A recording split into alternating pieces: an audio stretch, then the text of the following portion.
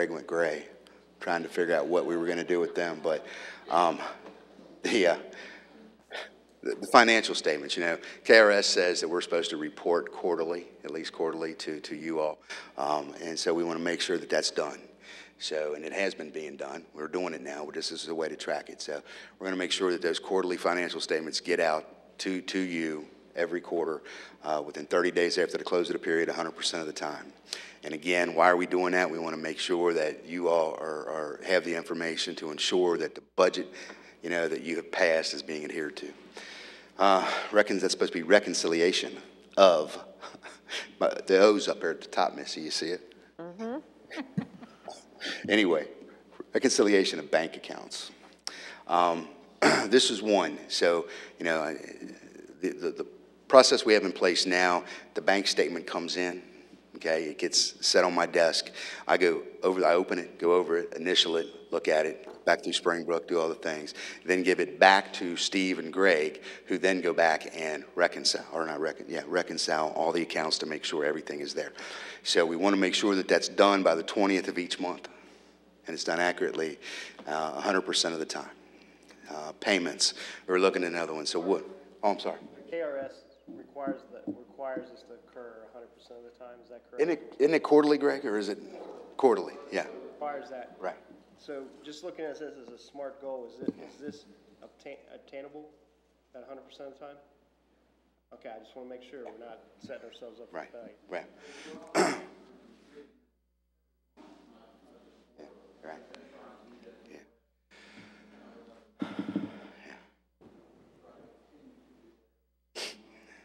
Well, now you have a backup. I'm just concerned when I see you going to Atlanta or something, or Florida. And I want to assure everybody here that we started out every one of these conversations with, we are not going to set ourselves up for failure, okay? We started every one of these conversations that way, okay? So we want to get them started. Payments, we wanted to make sure that payments were being made in a timely manner. We thought that 30-day would be enough, so it's 30 days. Now, these payments can set around. Trust me. So if, in fact, they set in a department, road projects are a perfect one, where they sit in there in many different stages. But what we're going to be tracking is they have to, once they are approved with inside the system, okay, and they are turned in to finance to be paid, that's that 30 days. So that's the time frame we're looking at, pretty specific time frame. And they're not going to be held accountable for if it sits on my desk or if it sits on somebody else's desk and we haven't turned it in. That's beyond their control. The annual audit, again, making sure it's completed on time and making sure that we apply for the Excellence Award, which we have received how many years in a row now, Greg?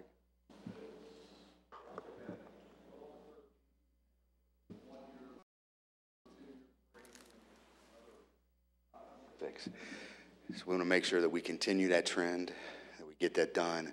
The audit's done in a timely manner. It's presented to you in a timely manner, and then we can do this one. So, economic development. There was another one that was kind of challenging to come up with things. But David came up with some really good ones here, and we talked about a lot.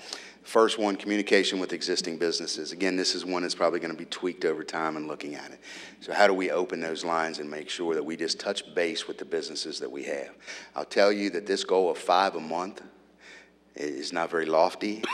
Okay, at 5 a month, it'll take us 3 years or better to get to every business. Okay, and those are the major ones. That's not considering the ones that are maybe home-based businesses and some things like that. We're not even going to touch those. So, but we want to open up that line of communication, make sure it stays open. It is, but we want to try to do a better job at that. Business recruitment. This was another one. Okay, this is one of those unknowns, and that's why you see a program launched by 2016, by January of 2016. We're not sure what that looks like. You know, that's why it's going to come back to you all. Dave's going to come up with some ideas about what it would be. The EDGE program. I don't know if you all remember what the EDGE program is. The EDGE program is an incentive program that this council passed years ago. We've had some preliminary discussions about changes to it and maybe tweaking it a little bit or maybe how to expand it. I can tell you right now, there was a company, and this is what Dave deals with every day. It was a pretty good large-sized company that was looking to move. They want to build a place. They were in rented space in the city of Florence at this point in time. They wanted to come here. They were looking at some property here. I'm not going to tell you we were their first choice or second choice because I don't know where we were on that list, but there was some property because they wanted I-75, I-275. They wanted some exposure to the interstate. So we had a few places that we thought would fit their bill. Dave showed them to them. They were interested in some of them. Pricing got in the way a little bit. But as soon as Florence found out that they were looking, Florence then unleashed their massive amounts of incentives and did anything they could to them. We will never be able to compete against somebody with much more resources than we have, like the city of Florence, and they have those in place to be able to do. But we want to be competitive. And so what is it that we can do to be more competitive? So looking at enhancing that, maybe changing that a little bit, and then talking about it, and I don't know that we'll do these things, but the possibilities, maybe developing a TIF district. We had talked about those kind of things in here before. Or just anything else that we can do to enhance our business recruitment stance. Grant funding opportunities, you're going to see that. We want to make sure we at least apply for 2 a year through economic development through this program. Citywide we'll apply for more than that, but on this side. And or design a new program, and we could go out, maybe enter into some partnerships, try to find, maybe some private funding for things. I know we've talked about the railroad underpass and those kind of things, that how do we get that completed? Maybe we do partner with some people to try to get that project done and off the books. But those kind of things, but is there any alternative methods to fund new projects? So that's the things we need to continue to look at. The Erlanger Housing Corporation. This is one that went by the wayside. It still exists because David has been paying out of his own pocket for the last several years the incorporation to keep that thing going. It's not a whole lot, but Dave's been paying that, making sure when he got it, he paid it. And the Erlanger Housing Corporation hasn't done anything in years. We need to revamp that program. If we're going to talk about revitalizing our areas, and we're going to talk about, trying to improve the appearance of the city and maybe some of the blighted properties and things like that, we expand that maybe. Maybe it's not just purchasing that property. If you remember, and John was on this and did it from the original, I think we partnered with Brighton at the very beginning to do this, so that they brought some federal funds to the table when we did it. But then again, there was a lot of restrictions about what we could do with the properties and how they had to be used after that and some things. So, revitalizing that program again by January of 2016, with the whole goal is to revitalize properties and enhance the appearance of the city. So, those are not, like you said, with those numbers on them, those SMART goals. So these are all SMART goals here on the police department side. These are pretty easy. Again, like I said, traffic collisions. If you look at the police report every month, you will see that the number of traffic collisions remains about the same. We have some months that are higher months, but if you look on a yearly basis, it's been that way forever. It's been that way forever. So can we employ some strategies to reduce some of those? Now, you will see when they start major construction on the interstate, you'll see those jump by 20, 30 a month.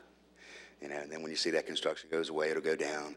They start doing Dixie Highway, repaving it, hopefully very shortly. We will see accidents, boom, jump up.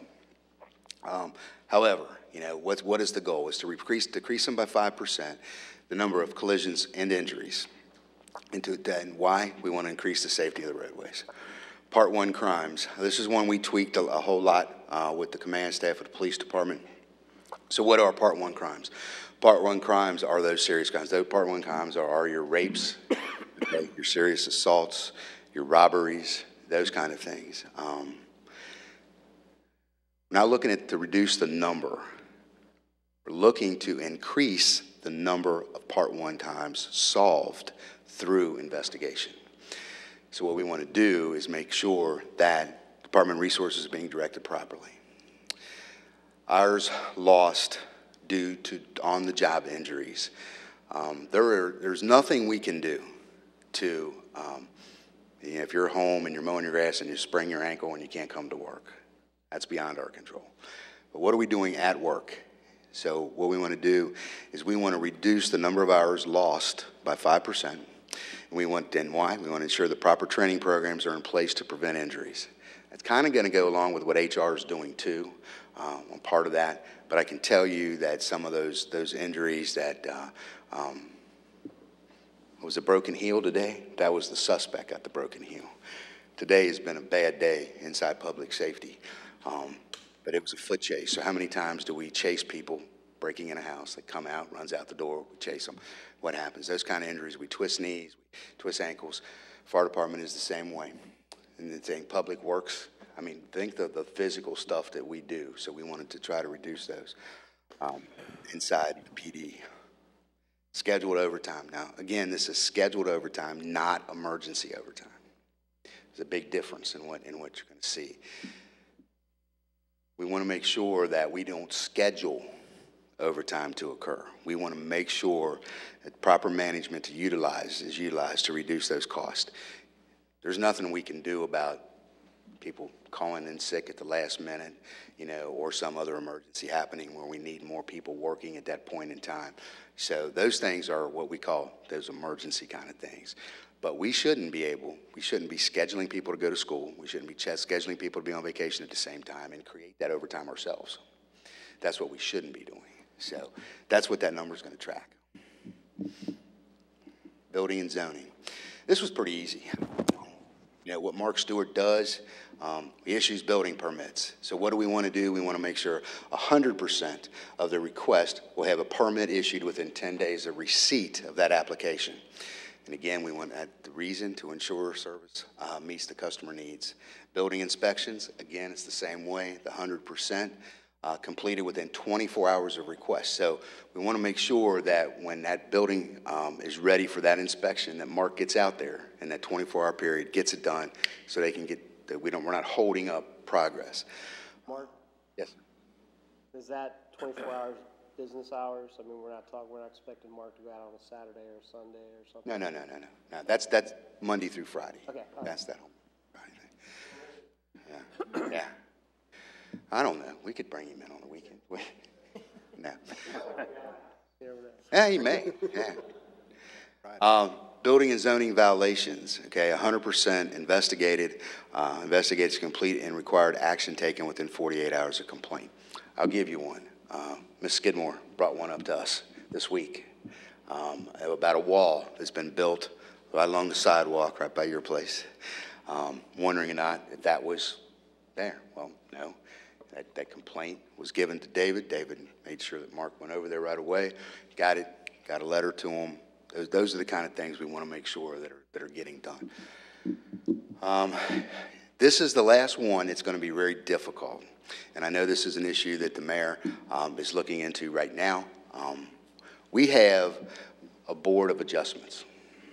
That board of adjustments is required to do training, to be able to sit on that board.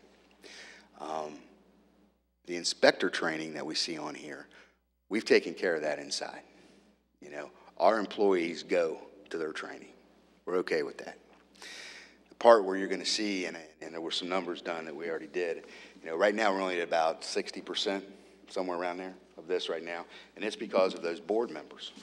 It's not because of our employees. That's kind of beyond our control. But what we're going to have to do is make a decision at some point in time. When do we remove those people that are refusing to go to training? I don't know. Mr. Gatlin maybe knows much better of what the repercussions would be if they rule on something and they haven't had that training. Is that grounds for appeal? Is that whatever? I'm not sure. But it doesn't. Either way, we need to be doing it the right way, and we need to be making sure that those people that are sitting on our boards are properly trained and have that. And ladies and gentlemen, we have sent training. And the year and a half that I've been over here in this office, and I've watched David do this on a regular basis. This training is available. This training is available. This training is available. You need this. You need that. So this is an issue we're going to have to address. I'm going to tell you, when this comes back up here in January, we're looking at these and seeing that that's what that number is going to be, because we've tried everything that we can so far, you know, that I can think of, except going and picking somebody up and actually carrying them to this and making them do it. And it's not a whole lot. It's only 8 hours and 4 hours. I mean, it's not, you know, and you can do them in several different times. So that's one. So, but our goal is to be 100% compliant with that. That may not be one of those that we can obtain, at least the way it's set up now. Fire and EMS. Again, this is like police. Yes, ma'am. Our Board of Adjustments, that's something that's every like 2 years they get reappointed. Is that how it works? Is it 2 years?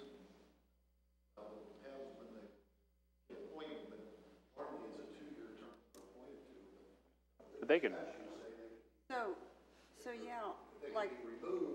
They can be removed, yeah. I think that's pretty, right. Whoever's not doing the training. Yeah, I think we can do that. Yeah, you can absolutely remove. Yeah. They're purely at the. Yeah, it's not nothing that they're guaranteed to be on for that amount of time if they're not complying with what, yeah. They're told that they've got to have the training? Oh, yes, sir. Many, many times. Violation of what they promised to do, so. Many times, many times. Yeah, I'm in the process of going through it, you know, trying to sit down with each one of them and make sure that they're up to date and know how much they need. I will say, I've worked with Jessica Miller from KLC. I was just looking it up here to try to find the exact date here. We've set up a continuing ed course here at the city building. KLC, we're gonna have a representative from KLC come up here and give it. Actually, I'm sorry, it's not from KLC. It is Rick Pike, who KLC kind of calls the rock star of planning and zoning in the state of Kentucky. He's going to give an all-day course here on planning and zoning, city planning and zoning. And it's November 17th or 18th. That's what I was just looking up here. But, you know, so we're going to do our best, too, to try to provide for them, to give them every opportunity to keep that position. So. It's hard to get people to take those positions in the beginning. That's right. That's right. It's a voluntary position. So, yeah. So I would tread lightly. Yes. Well, and I think the thing about this is, But, what do we open ourselves up for? And I'm not talking about something that has happened within the past year or year and a half. Right. Some of these have been going on for quite a while. Right. And this training is as simple as, here is a CD, go watch it, sign off on it, give it back. Online. Yeah, some of it's I'll let you online fill even. in the blanks. Okay? I know the board members. Yeah, well, I do too. I get And they're great citizens, and they've been here for an awful long time. But, you know, the whole point is, where are we opening ourselves up for? And we've preached this for a while, so. I mean, honestly, there's risk. I think the risk is minimal. Right. I don't think we're unique. Oh, I know we're not unique. Yeah. Right. So, I mean, it's a fact that could be considered on an appeal, but I don't, it's certainly not a per se problem where now all of a sudden you got an issue. Could you just not call a meeting and have somebody go and play the tape and have everybody sign the paper and leave? We could. Why don't you do that? Treat them. We could, you know, and I don't know when they have turned down anything. Yeah. As long as they're approving things, it really doesn't matter, I don't guess, until, you know. So, Oh, jeez. yeah. Yeah, just don't give anybody a reason to. That's it. And you know what? That's okay. You know, that can be our vision. We approve everything. Don't start. Don't start yet. Yeah.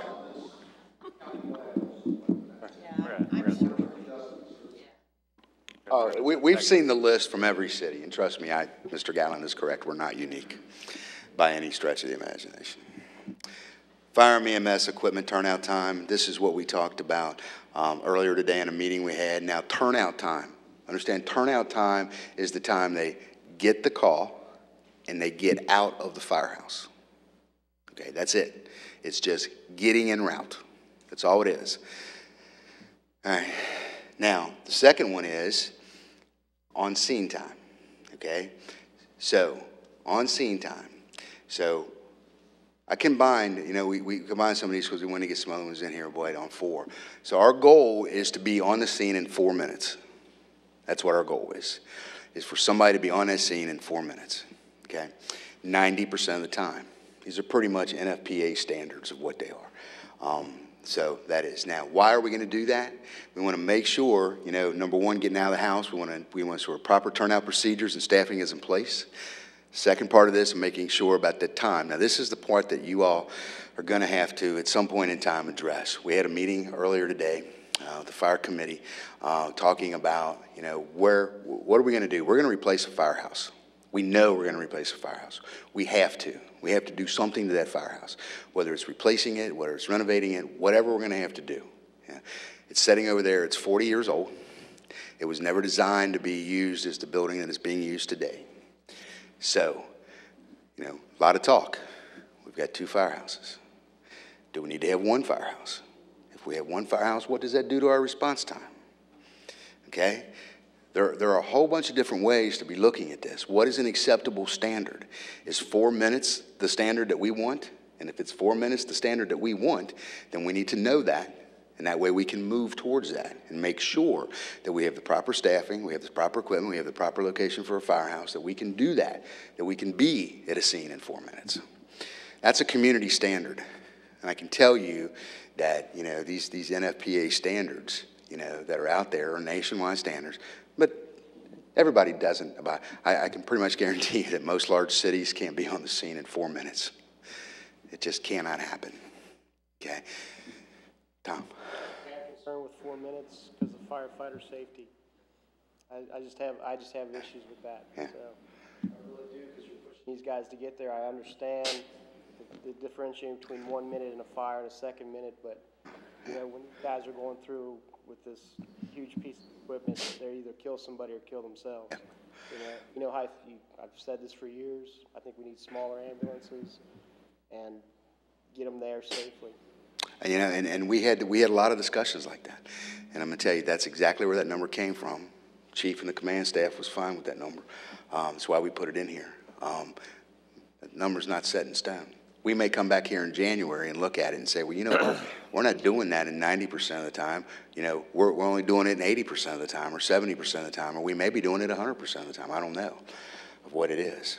You know, that's pretty lofty, to be quite honest, and I was surprised to see that standard that was there, you know, but 4 minutes to be there. So that's what it is. Okay with changing it. I'm okay. You know, if you're thinking about EMS in particular, EMS, I think that is a very good standard for EMS. I'm not so sure on the fire side if it needs to be longer than that. That's, again, something that we can tweak and we can look at to see what that is. Maybe separate those two into another one. Training and, yes, ma'am. Yeah, you were talking about whether we need 1 or 2 firehouses. We definitely need 2. I think that geographically it looks that way too. Especially with that farm selling, yeah. You know, all those houses are going to go up. You have to have 1. It is. But again, I think we really truly need to look at and do ourselves, you know, whatever we do today, we need to make sure that it's good 20 years from now, right. 30 years from now. We need to make sure that that's there.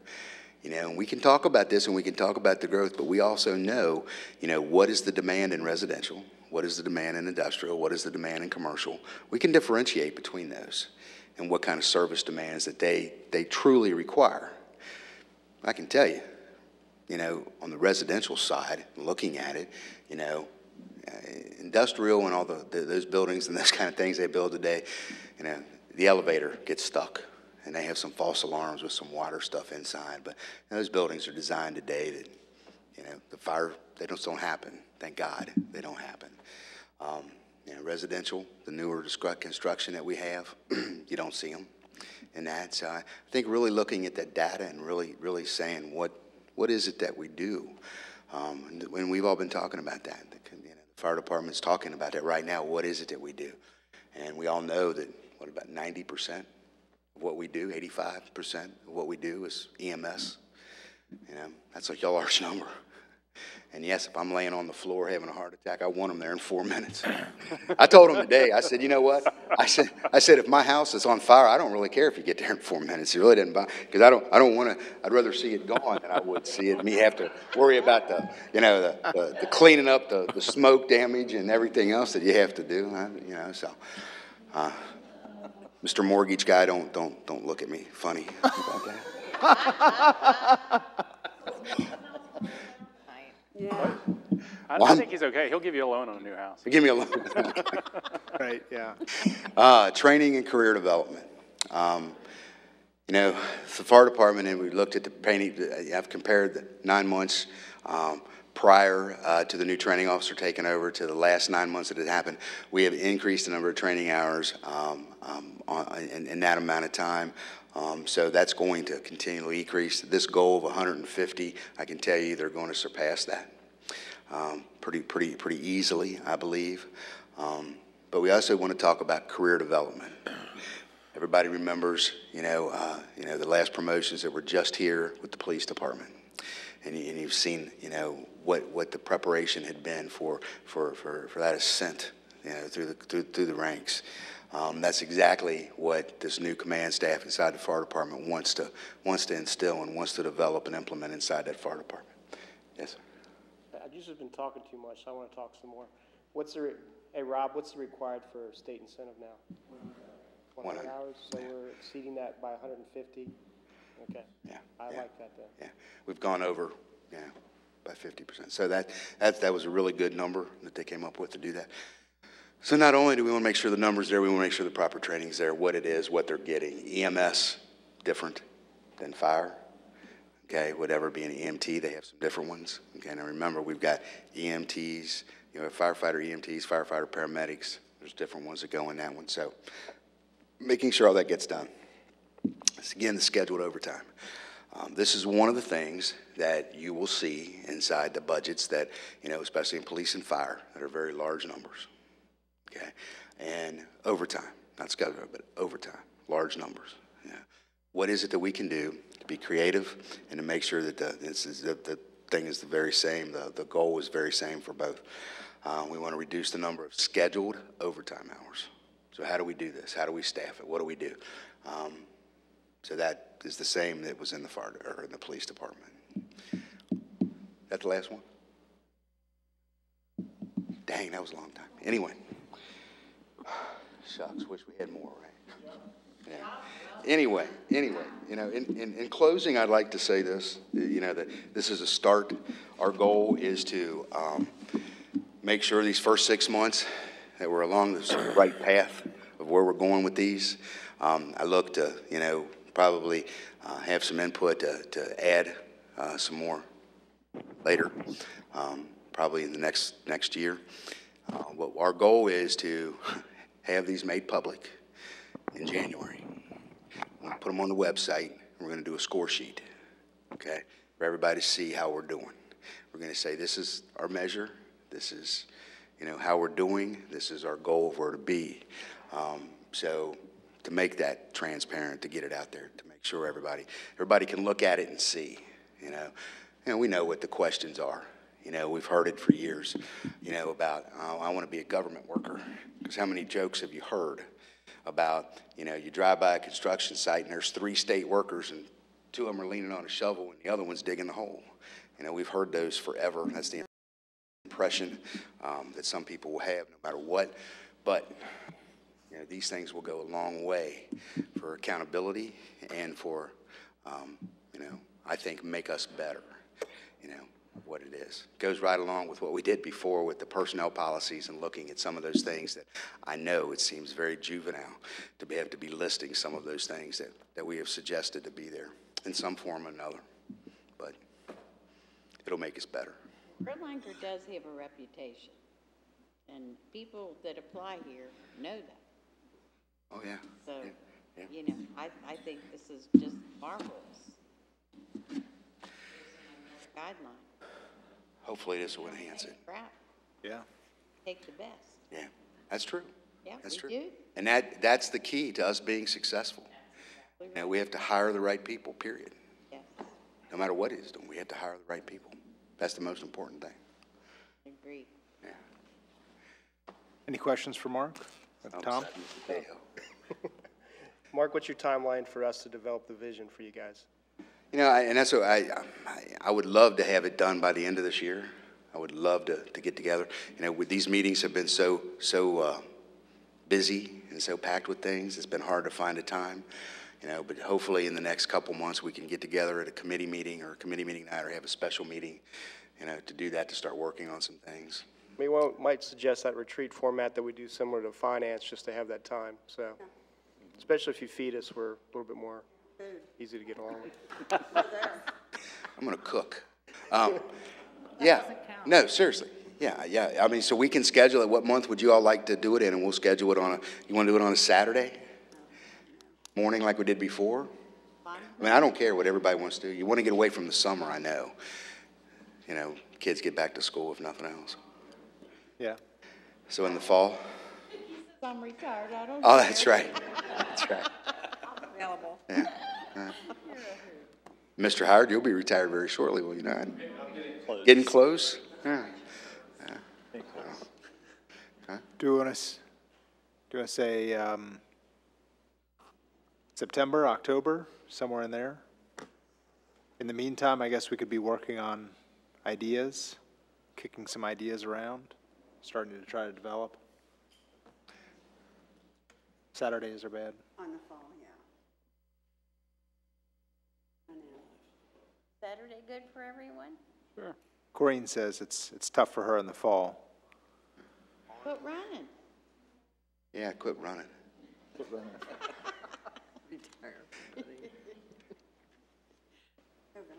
Winter? November? Is winter better? December? November, like, Okay. the last couple weeks in November be good. Okay. We'll schedule it for. Put together for that sometime. Then, okay. Well, no, or December, I mean, I don't care. Just what works for everybody else, and I'll try to see what. Oh, Okay. yeah, You heard that. We heard that. We have it on tape. What works for everybody else. We're fine. She won't be there. Yeah. Or she'll be late. Running. Go ahead. Okay. Thank you so much, Mark. That's an extraordinary amount of work that's gone into that. And, I mean, the incredible amount of organization there that's been put together to organize all that. It's just incredible. Really appreciate that. Oh, I wanted to say one more thing, and I forgot to say this, and Rebecca, I am very sorry. The community liaison position, we have not created any KPIs for at this point in time. We're still developing those, see what they are, to see, make sure which direction we want this position to be focused on. So we will be doing that very shortly, but we've worked on them some, shared them with the mayor. We're going to tweak them some more. Gosh, we're going to tweak them some more and be done with that. So I just want to make everybody aware of why we didn't show those tonight. All right, thank you. All right, the next item on the agenda is codes, building, and zoning. Mr. Dunhoff? We're not doing the KLC prayer ordinance? Not the prayer. Oh, I'm sorry, excuse me. I did not mean to skip that. Is that for you? Well, Mark, that's or going is to be that for Mr. Gatlin. Yes, sir. So again, KLC sent some correspondence related to a law, a case that came out of Tennessee, which is Sixth Circuit. So for you guys that don't regularly practice in the law, that means that, you know, that's law that we would have to follow, or law that we can use to support our position. And I think, again, this is one that different people, different municipal attorneys are interpreting differently. But what the law basically said was, if you have an ordinance, okay, doesn't say you have to have an ordinance, doesn't say that prayer without an ordinance is a problem. What it said was, if you have an ordinance, you have to have a sign-up sheet and allow it to be open to everyone, okay? So think about that for a minute. That, Oh, my gosh. right, I can exactly. see the prayer rugs now. Well, you know, so My position is, you know, every municipality that I'm aware of that I've ever attended a meeting in the greater Cincinnati area, Lexington and Louisville, and I'm not saying I've been to all of them, but I've been to a lot of those municipalities. They all do something before the meeting, whether it's a moment of silence, whether it's the mayor giving the prayer, where it's someone else in the community giving the prayer, where it's something. Something is done, okay? And nobody's ever challenged that. And quite frankly, if you know, citizen Tyson Hermes wants to give a prayer before this meeting, there's nothing stopping him from doing that. I think at the point that we actually would draft an ordinance, I think it's just a slippery slope. Because then I think if we have to follow the law, now all of a sudden, you know, anybody can be a religion. You know, I could be the religion that is against redheads, and I could stand up there and sign up on the sheet and say, I'm against redheads, and we're going to have a prayer against redheads. I mean, I'm not trying to be silly about it, but I think it opens up a can of worms we don't need to open up. That's okay, I don't like lawyers, so. Right, right, I don't either, and I'm married to one, all right? I have 4 kids, and I've told them, whatever you do, do not become a lawyer, all right? So I get it, I feel your pain. Worst part about my job are the lawyers I deal with every day, right? But, no, so... So, you know, I would love to hear Mr. Blankenship's opinion of this. I know you practice in a lot of areas of law where you would, you know, see this. I just think it's something we don't want to touch with a 10-foot pole. What we're doing is working. What we're doing is working in every other municipality, and I would hate to create a situation where now we have to have someone bash lawyers in their prayer.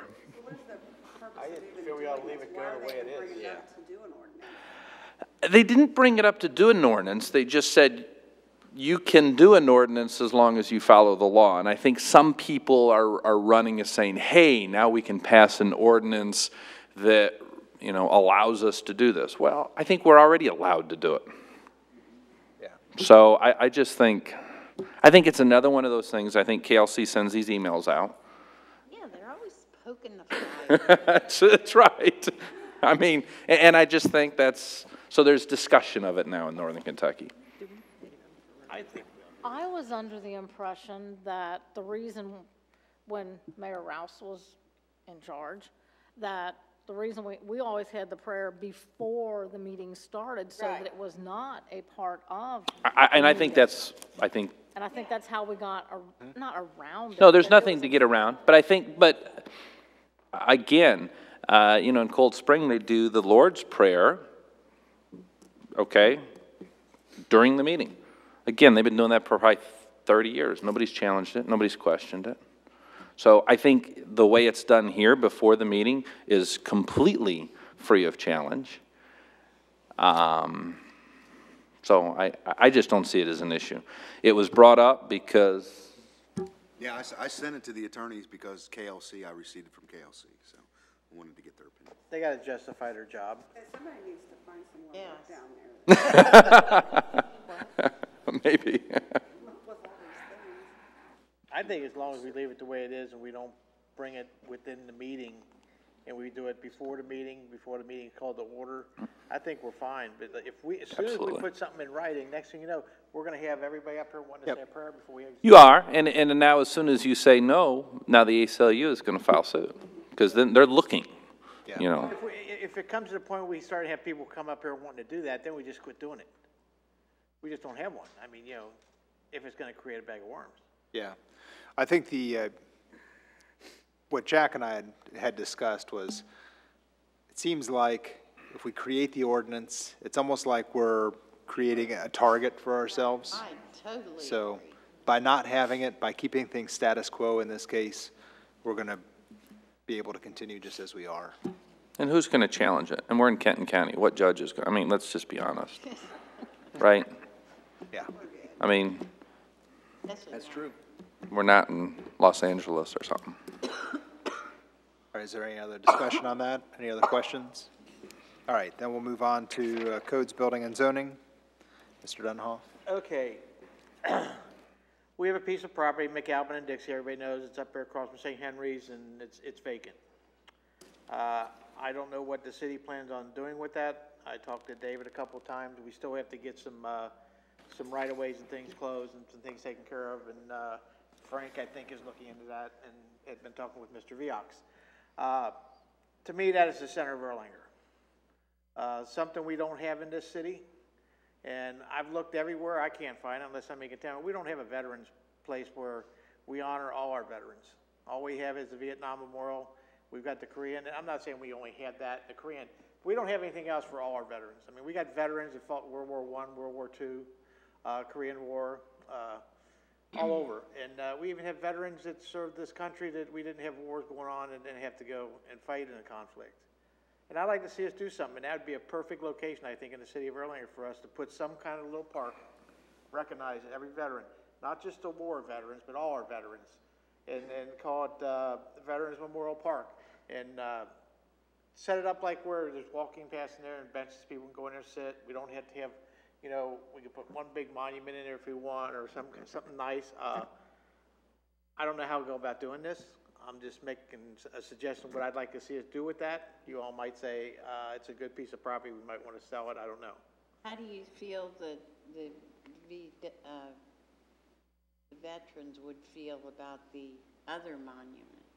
Well, I've talked to several veterans. I even talked to several veterans about bringing the Vietnam Memorial and the Korean Memorial in that same location.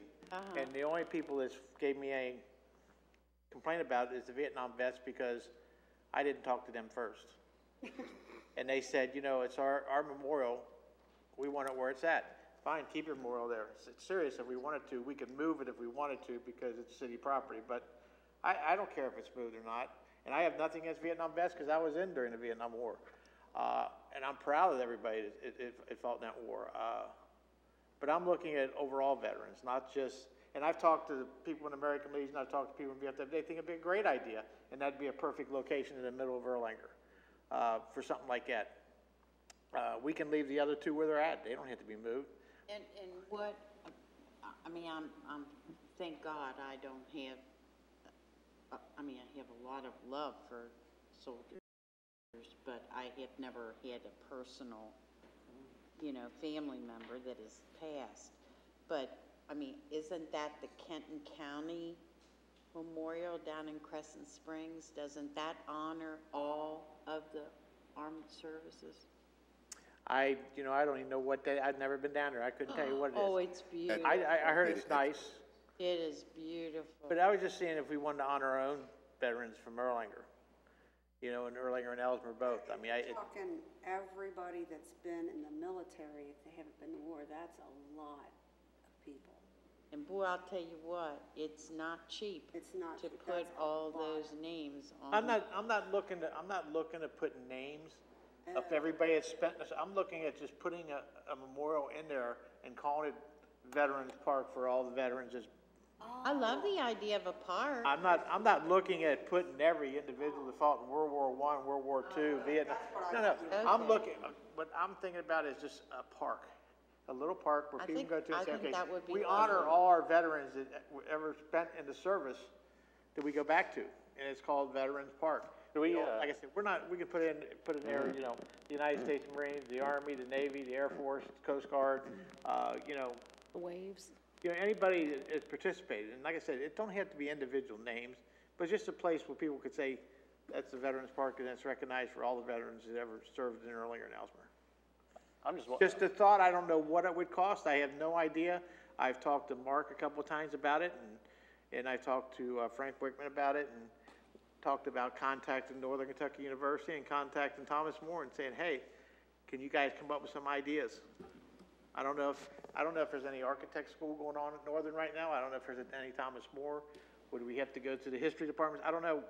Like I said, I've never done anything like this before, but, you know, I'd like to see us do something with that corner and not let it turn into a parking lot or turn into a part of Midas Muffler Shop, something that, you know, that's just not gonna. It's gonna be hard to create a peaceful environment there, though, with Midas right there. well, that would be my one concern if it was a walking park, because there's so much traffic right there. If you get anybody walking out there with their kids or grandkids or, you know, that would be my It's a concern. dangerous intersection. But I wonder if there's an opportunity to still do that at maybe, you know, one of the other parks that, you know, have a little bit of room, like Flagship Park. I mean, I know that's, you know, pretty large, if we could do something Yeah. similar. Could be a place At where there could another be park, yeah. someplace that's quiet and could be a little bit more reverent. I love the idea, but I just don't know if I like it I do for too. there. Okay. How many parks do we have? Is it 8? 11, 11. I think. Isn't it 11? 13. Rick, how many do we have? Yeah, thanks, Rick. We should ask. 13. Yeah, there's little ones. There's one for each precinct. Oh, God, you're so big! What were you going to say? Renee, go ahead. I wanted to ask David Hahn a question. Sure. For every precinct. Well, there's 13 precincts, That's right. 13 parks. They're That's just right. not in the, each. David, how build, is that lot that we're talking about at Dixie and McAlpin, is it a buildable lot? I mean, is it, what can you actually, I mean, that, used, what was it, Gillespie. Yeah, Gillespie's, I'm sorry, Gillespie's, yeah. brain freeze. Gillespie's, I mean, I don't know what's underneath that, if there's any poles, if there's any pipes, wires. There would be, if we were to close the right of way, there would have to be some easements that we would have to maintain. However, those, you could still put pavement over top of those easements and not. It could be a building lot. How big, I don't know. Jim might be able to answer this, but I don't know offhand without finding out exactly where all the on the property to see a buildable land where you. Pretty much the buildable space is still restricted to the lot that Gillespie owned. That's the buildable lot. The rest of the property from where Gillespie's lot was over to the new McAlpin Avenue, it could be utilized for parking. So you basically could build more building on that lot than you could before because you don't have to give up space for parking. Now, the question, I think, the question that Renee is asking, I think, is how do you cause it to be built something to be built on that's desirable? And the desirable part's the difficult part, zoning. If you just throw the zoning to it, anything that fits in that zone can go on that site now. That's what worries me. However, the city owns the lot, so you don't necessarily have to sell it to anybody. Yeah. So you can put deed restrictions. That's how you get restricted.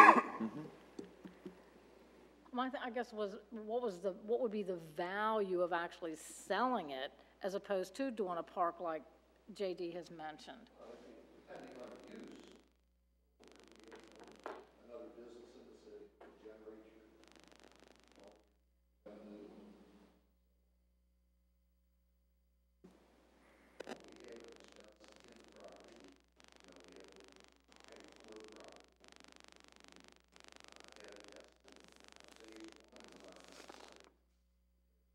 Phase two, I'm sorry, the farm instead of actually gas station, making sure.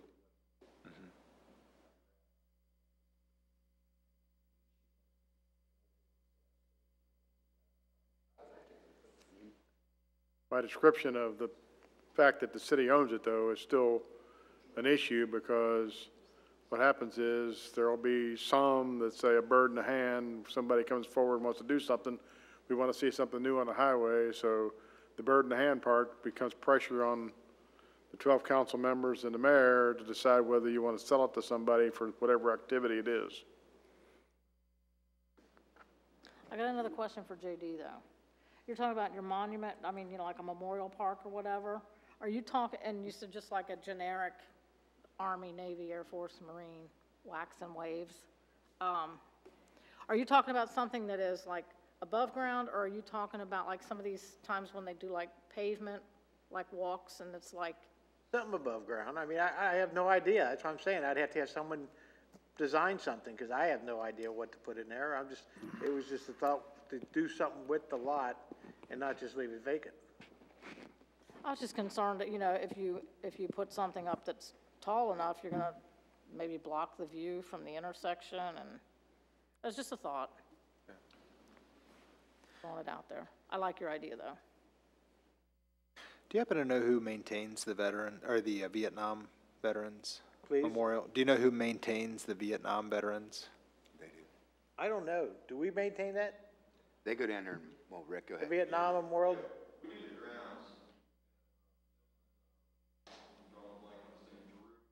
Drew Vargo.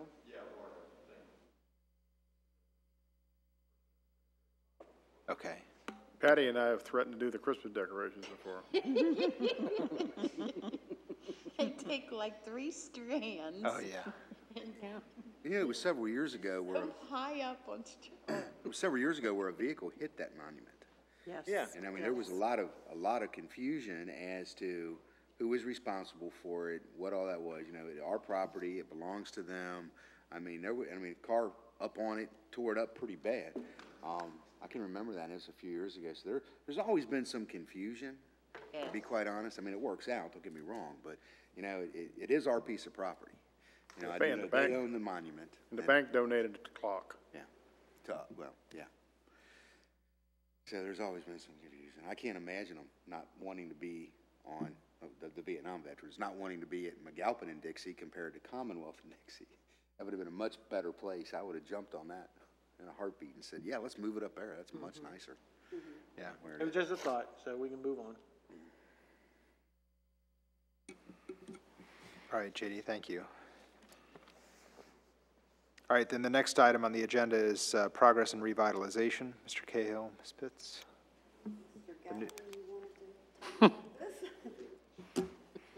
Yes. So I think we have reached a compromise with Ms. Dietz, but we just reached that compromise 2.5 hours ago, so I don't think I have shared it with anyone other than the city administration. Currently, we have 3 sections of the Erlanger Code of Ordinances that discuss trash. And what I think the proposal is that we repeal 10603 and 5102, which says that it cannot be in the front yard and it cannot be in the side yard. And we rely instead on what's already in place in section 93, which says that it has to be in clean, covered, rigid metal or plastic containers at such location approved by the collector and city administrator, which is the curb, with environmental and aesthetic concerns. And I think the additional language that would be proposed to be added to that is that the container would have to be in close proximity to the dwelling or garage. And I think that Ms. Dietz is satisfied with that, and I believe that that would be easier to enforce. You're looking at me, not so sure. I'm glad Daryl's not here. It's okay, I'm okay with it. You know, the close proximity part. Well, we can define that? we can define close proximity to be within 6 feet of the dwelling, 5 feet of the dwelling. I think the idea is, when we discussed it, because your concern is you don't want someone to have that container in your front yard, in their front yard. So if it's alongside the house, alongside the garage, if it's basically, if there's an effort made, I mean, that's, to me, that's even more restrictive than just doing away with it completely. Oh, yeah, it is. Yeah, absolutely. So, is that something you guys could enforce? Yes. Weren't we also going to say something about the time? Yeah, we're going to move it from 6 o'clock to 4 o'clock, because currently it's 6 o'clock. So, again, what is everyone's thoughts? I say bury it, go with it. All right. I like what she wrote. I read it today, and I just said, I'm good with it. I mean, All right. I'm sure our guys are gonna be good with it too, because they're tired of dealing with it. And this is something enforceable as long as we clearly define close proximity. I think so, yes. Okay. All right, we will have something then for the July 7th meeting. Wonderful. All right, I don't have any other items on the agenda. Can I get, do we need to take a motion here? Let me get a motion that we dismiss. Why? We don't need one. Motion, a second. All right, any discussion? All in favor, say aye. Aye. Opposed? Very good. Meeting dismissed.